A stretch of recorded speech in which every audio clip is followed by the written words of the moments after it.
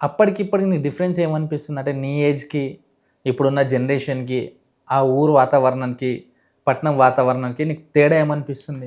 ఆనాటి గౌరవము ఏడలేదో, ఏ చోట చూసినా కానరాదో. తల్లిదండ్రే దేవుళ్ళు, తల్లిదండ్రే గురువులని తలచి పెద్దలు నాడే తత్వాలు చెప్పారు. కొడుకులు పుడితే కొండంత పండుగ, వారు పెడదారి నడవంగ ప్రేమంత దండుగా. నేను మా అమ్మ మాట మా అయ్య మాట విని 17 ఏళ్ళకి పెళ్లి చేసుకున్నా. హ్మ్. అయ్యమ్మ మాట వినాలి, అయ్యమ్మ మాట జవదాటకుండా గిరిదాటకుండా పెళ్లి చేసుకున్నా. ఈ కాలం పిల్లలు వింటుర్రా? ఇక నన్ను చుట్టూ బంధించిన ఈ కెమెరామెన్ కోడిలాగలు వాళ్ళ అయ్య వాళ్ళ అమ్మ మాట వింటుర్రా? వాటికి శోకాటం.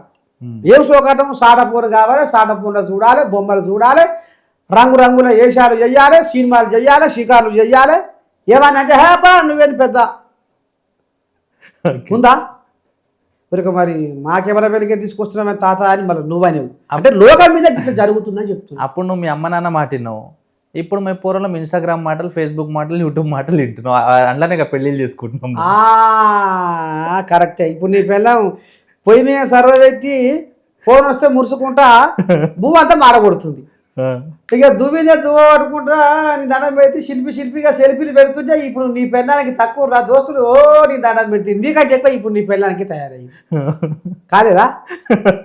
అంటే లోక మీద గిట్లా నడుస్తుంది.